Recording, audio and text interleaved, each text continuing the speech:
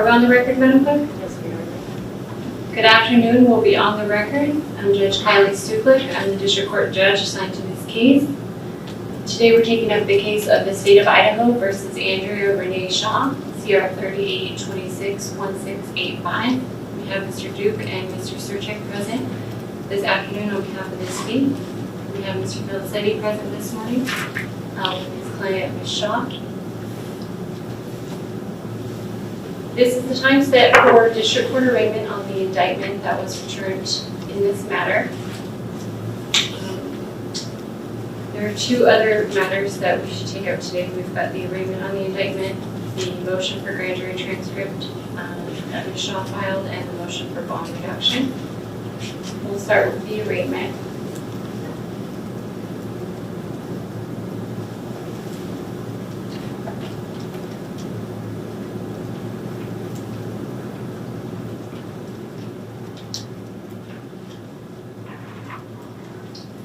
Mr. Felicetti, have you and your client received a copy of the indictment? We have. Ms. Shaw, have you had a chance to review the indictment? Yes. Ms. Shaw, you have a right against self-incrimination and to remain silent. You are not required to make any statement that might incriminate yourself.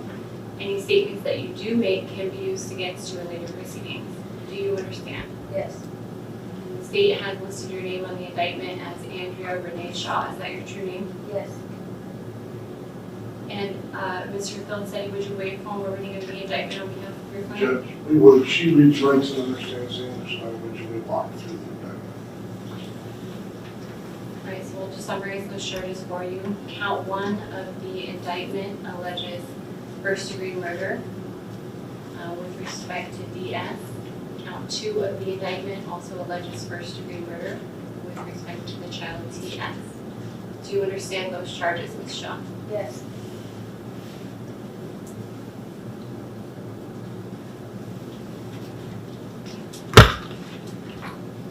Counts 1 and 2 both carry with them the same potential penalties. The charge of first-degree murder or felony is punishable by up to life imprisonment or the death penalty. It's punishable by up to a $50,000 fine, or both such fine and imprisonment or death sentence.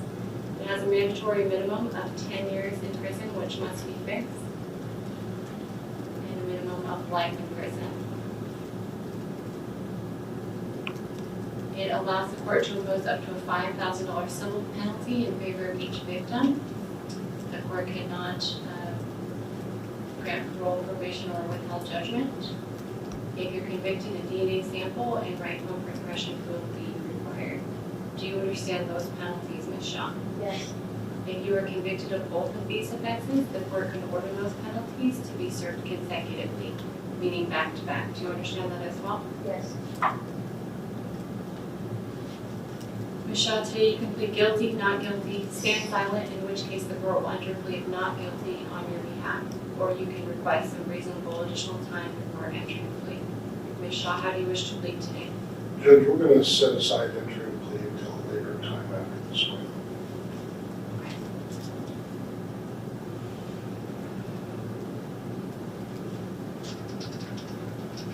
I would like to get my hands on grand jury transcripts before that time, if possible. That's 30 days.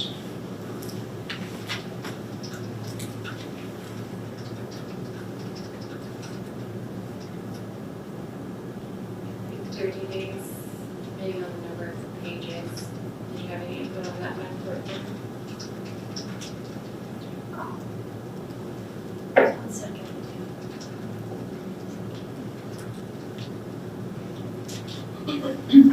30 days will be fine.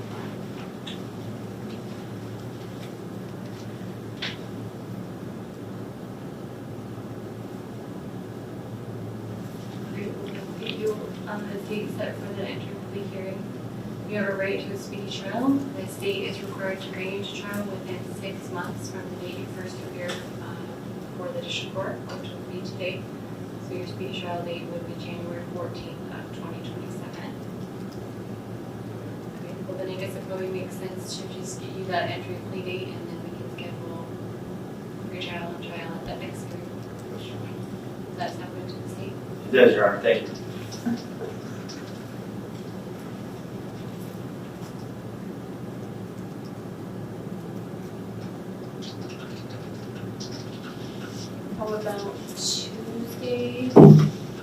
August 18th.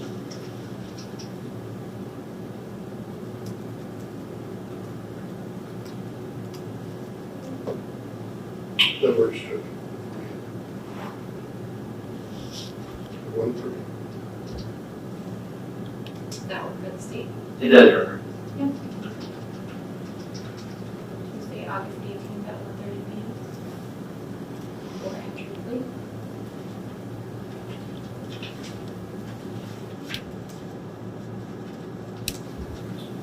Good, we can take up the motion for the grand jury transcript. Your Honor, the state doesn't object. And you were fine with the proposed order? Actually has a spot for you to sign it, and so why don't I just hand this to the marshal and hand it to you to review?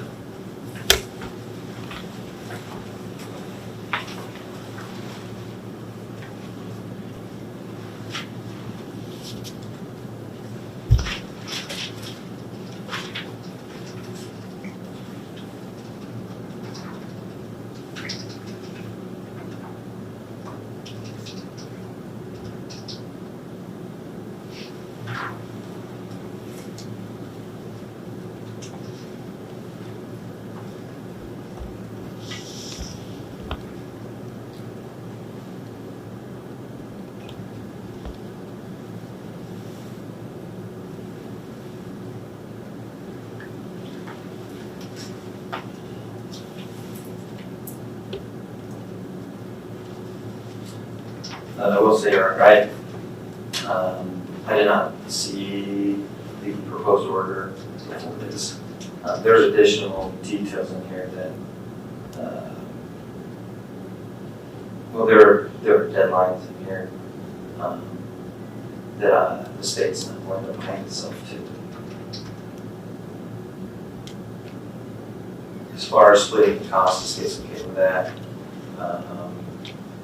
But the state, also I guess, we may have to have a hearing on that. You may have to wait. Have a hearing on that, because,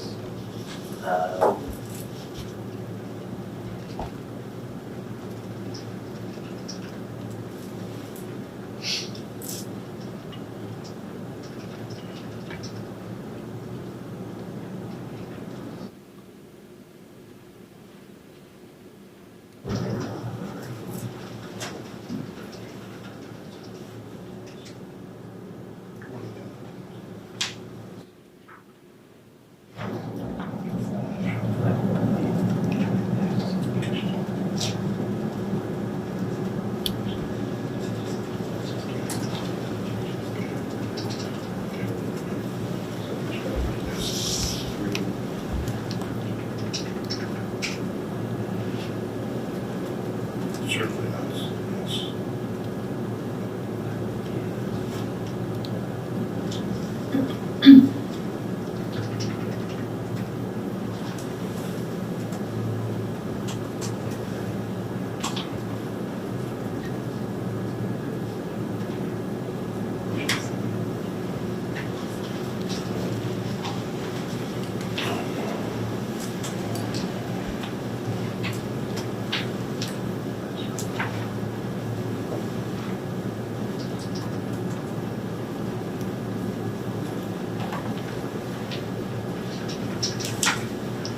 yeah, you're right. I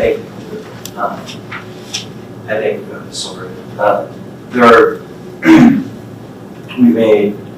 we've crossed out parent 2 and parent 3. They're simply put time limits on challenging language in the transcript. I think we've agreed now that the best way moving forward would simply get a copy, and then if we do have issues with the content or the actual transcript, then we can file motions afterwards. Or, you know, all the procedural mechanisms we need to at that point. And so, yeah, so I'm going to go ahead and sign it, but we did make those alterations. Judge, I would say, I would like a copy of the transcript of the formation of the grand jury, and then the colloquy that occurred between the court and the prosecutor to set law. Okay, yeah. And I have no objection.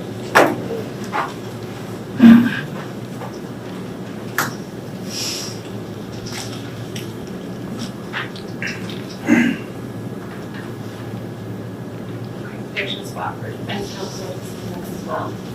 And maybe, Mr. Phil said he wanted to cross out those two provisions and initial that, and let's have Mr. Jones do that as well.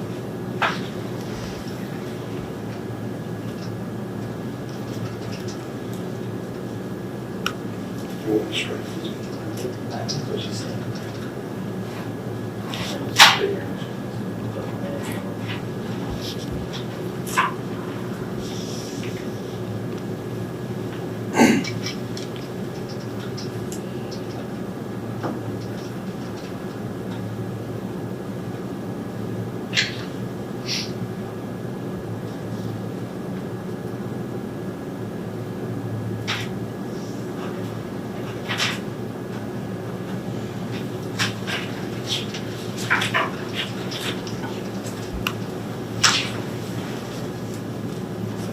I've been handed back this order for grand jury transcript, 47.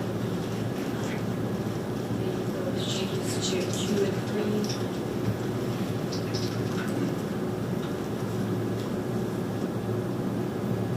Do you find good cause to order the transcript to be prepared? That will be a sealed copy of the transcript that will be provided to each party and to be used as set forth by the transcript order. We did have a court reporter present for the grand jury. Here in the courtroom. We can note for Madam Clerk to send this order to her as well.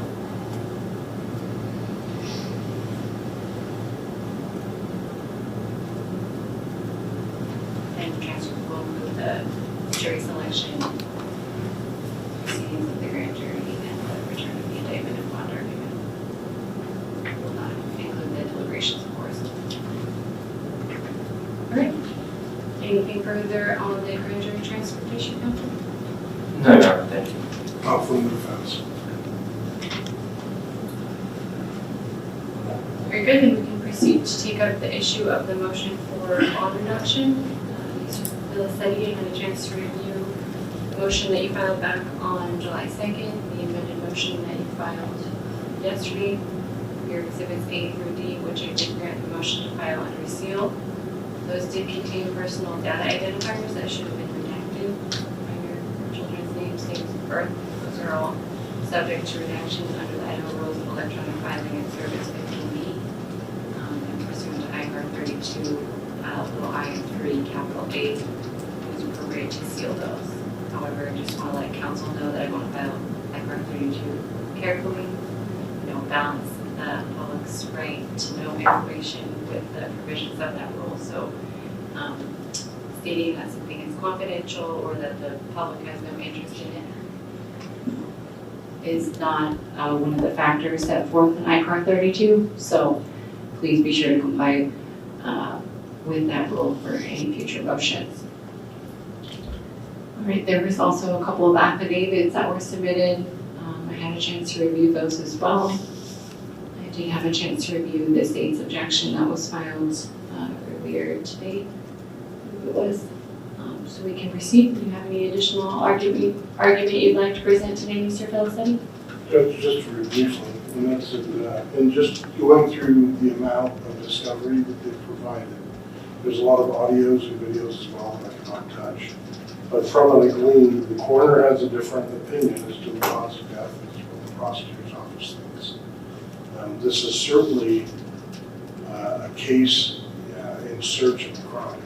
It's not a crime in this case. I'm going to defend this case like she's not guilty because she's not guilty. It's not going to be a typical case. I just asked the court, after reviewing their evidence, I think release on their own recognizance would be even allowable in this case. But I'm not going to ask you to do that. I'm going to ask you to set a $100,000 bond with restrictions. And I think we've outlined everything in there for the court. Thank you. Thank you, Mr. Filicetti. Any response from the seat? Thank you, Your Honor. Your Honor, for this case, the defendant is not even entitled to bond. This is a death penalty case, or it's death penalty potential. And as such, the court pretty much has unlimited discretion in how it decides to bond.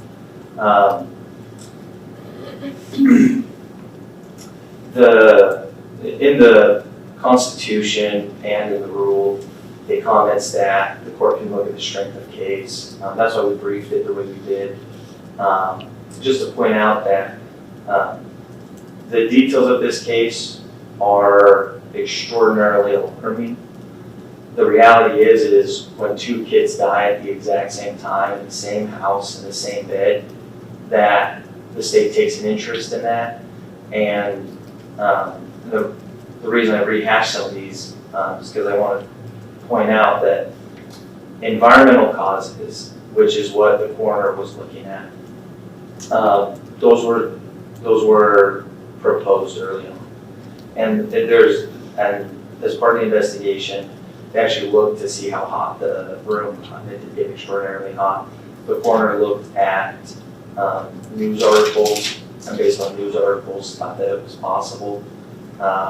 We relied on the opinions of experts, doctors who take care of kids, and they ruled out heat, both because time of death doesn't work with the heat theory, because in order for heat to be the cause of death, it would have taken longer, and the children were in full rigor when they were discovered at 11:30, and so that takes about 8 to 12 hours, and in order for the room to get hot enough for the twins to experience that heat for long enough, then it would have died later. And the doctor does support the conclusion that suffocation is the cause of death, which we use in the grand jury, and which will be one of the state's witnesses. And both the children had pulmonary edema. Well, no, one child had pulmonary edema. Both children had pulmonary vascular congestion. These are symptoms consistent with suffocation, and the other part of this is that the court is allowed to look at the quality of the evidence or the quality of the state's case. In this case, the children died when there were two people home, and one of those people was the father, and he was asleep. His story was that he was asleep. It never changed. It was consistent. The second person said that she visited the children at 2 in the morning, which is about the time of the cause of death, and her story changed radically throughout this process. Her initial story, she said she got up with the children at like 8 o'clock in the morning, fed them breakfast, went through the whole routine. Then she backtracked from that, acknowledged it wasn't true, made a statement that she was like vivid dreaming or something like that, which is why she believed she had done that. But was emphatic that she saw one of the children sit up at 2 o'clock, or between 1 and 2, when she went to check on them after getting home from being out with a friend. And she was emphatic that the child was still alive and she had checked on him at that time. When law enforcement pointed out that that means that they had to have died when it was just 2 of them in the house, she acknowledged that that was bad for her, and then changed her story again to say that she didn't actually see the kid sit up after being emphatic that he had. And so what we have here there are only 2 possible people who could be involved in this crime. One of them was straightforward and cooperated with law enforcement. The other changed her story every time it made her look bad, every time there were criminal implications, and she admitted that at the time of death, she was there with the kids. And so the reality is this is not a vaccine case. I know that that's been presented. The doctors, the legal, the medical experts in the industry that we've talked to, anyway, do not support that theory. And so this is a case where a mother, unfortunately, has killed her 2 children. And the state's position is that letting her go, or making it easier for her to return home, as stated in the motion for bond reduction, so she can take care of her other kid, that child is the most at-risk individual as a result of this case, and as a result of the defendant's actions and behavior, and that is the single highest risk factor that the state is looking to protect. We do not think she should be allowed to be anywhere near any children, let alone her own children, to take care of them. Because it was the other two children who were in her care that died at the exact same time, the same night after she got home from being out with a friend. And so the court, when it changes bond, is allowed to move it both up and down. The state's position, and after the grand jury indictment, the court did ask if she had any children or ties to the community. I didn't know she had just had a child. I answered that I didn't know that at the time. And I think the court gave a reasonable bond, frankly. I think $2 million is reasonable. Now knowing that she wants to go home to be with a child after knowing what these charges are, and seeing that, like, the circumstances of this case, the state would ask that bond actually be revoked. I think it's appropriate that she not be given bond, and at the very least, I think keeping it at $2 million is appropriate.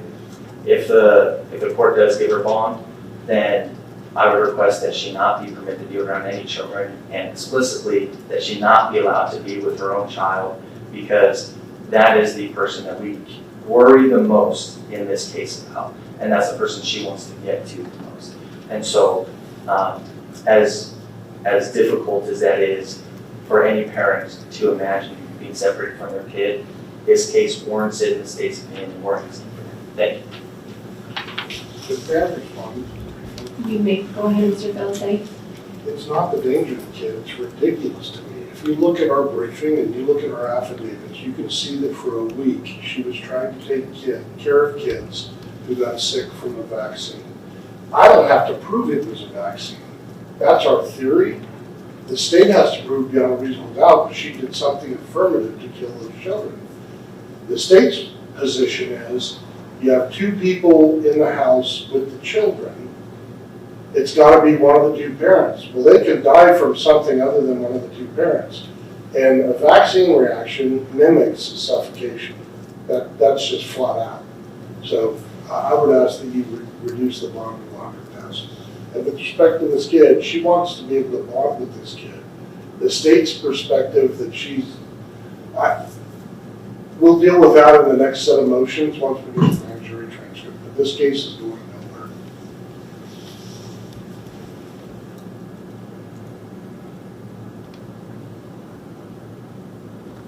All right, thank you, counsel.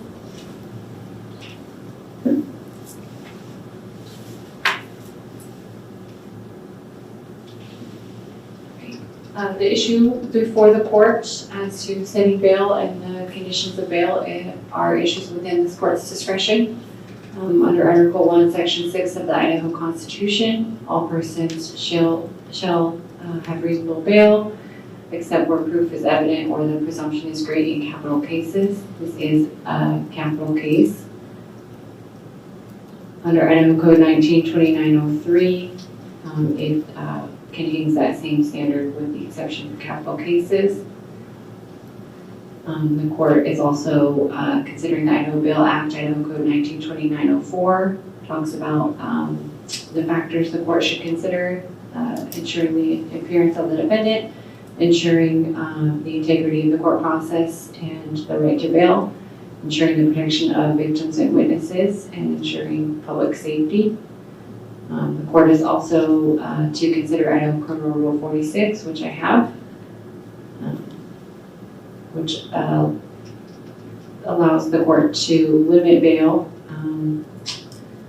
for a person where the offense is punishable by death.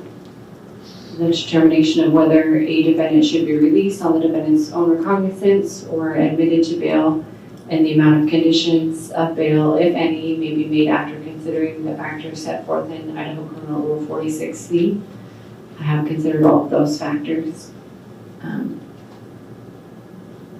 I did, upon return of the verdict, I did ask Mr. Duke about other children in the home. I didn't view Ms. Shaw as a general threat to public based on the court doesn't sit in on the grand jury proceedings, so I had limited information, but from Mr. Duke's explanation that a medical doctor did testify and as to the cause of death, I did view her as a threat to any children in the home, but I did not view her as a general threat to the public.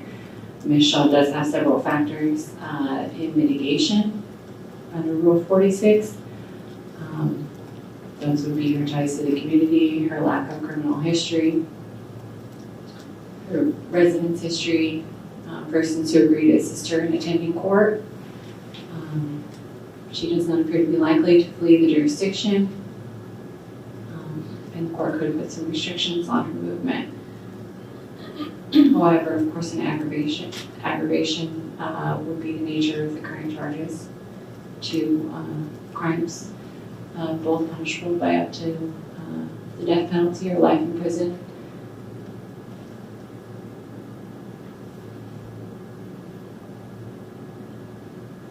So at the time that I decided to set the bail at $2 million, I was considering that, again, I didn't view her as a general threat to public, that she had many factors in mitigation. And when the state was asked, they said they were not aware of any children in the home unless some had been born between the time of this incident and now, and they weren't aware of that. So that is new information to me. And so I've considered that. I do have concerns. I think that makes the factor about possibility of violations of law an aggravation for Ms. Shaw due to concerns for the new child safety. And again, under Idaho Code 1929-04, public safety, I think that factor has changed for the court as well since the time that the court initially set the $2 million bond. I know the defense has indicated that they will vigorously defend this charge, but I haven't seen any expert identified to testify on behalf of the defense. I do know that the grand jury considered expert testimony with regard to cause of death, so I do think that the proof is evident or the presumption is great. And with that additional information that the court now has before it, and the fact that in the court's view, Ms. Shaw does pose risk of safety to the other child who has been born recently, that I'm going to exercise my discretion to revoke bond. Now we are getting a grand jury transcript. Like I said, the court hasn't been able to hear the testimony that was presented before the grand jury, nor has the defense counsel. The court has discretion to reassess these factors, as the court did today. The court can do that in the future. And so, Mr. Felicetti, after you're able to review that grand jury transcript, if there's any information that you think the court should reconsider, you can certainly file another motion for the court to set bond, but that'll be my decision today. Is it possible to get a full transcript of the grand jury formation and the grand jury transcript quality digitally, so I can review that and get this expedited?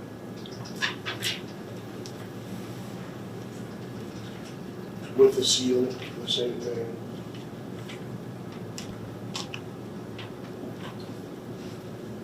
Your state doesn't subject to releasing the document.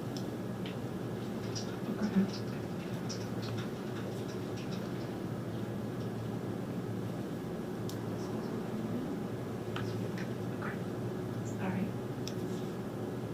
Then we can, I'll grant that motion. We can get you, perhaps the secret or something that's sealed with the FTR audio.